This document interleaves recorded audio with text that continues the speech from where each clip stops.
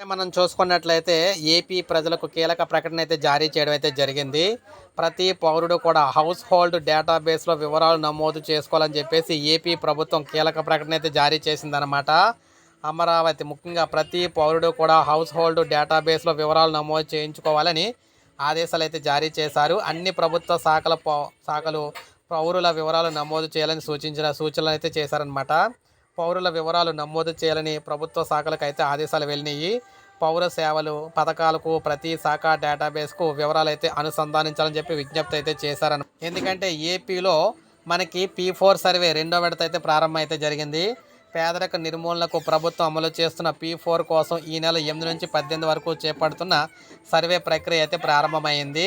రాష్ట్ర ప్రభుత్వం public private people భాగస్వామ్యం P4తో ఉగాది నుంచి ఈ కార్యక్రమం చేపట్టబోతూ ఉన్నారు.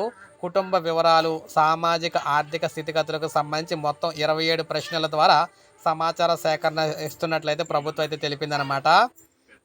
సర్వే పూర్తయ్యాక ఈ నెల 21వ తేదీన సమాచార జాబితాను గ్రామ సభలో ప్రదర్శిస్తబోతున్నారు. సో ఈ విధంగా మనకి మొత్తంగా ఈ నెల 21 లోపు అయితే 18 అయితే 18 లోపు సర్వే అయితే పూర్తవుతుంది. 21న గ్రామ వార్డు సచివాలయంలో జాబితాలు అయితే ప్రదర్శిస్తారు. ప్రతి కుటుంబంలో ఒక పారిశ్రామికవేత్తను ఉండాలనే లక్ష్యంతో ప్రభుత్వం అయితే సర్వే అయితే చేస్తుందన్నమాట. ప్రతి ఒక్కరు కూడా ఇప్పుడు చెప్పినట్టు ప్రభుత్వం సర్వే అయితే చేయించుకోవాలి.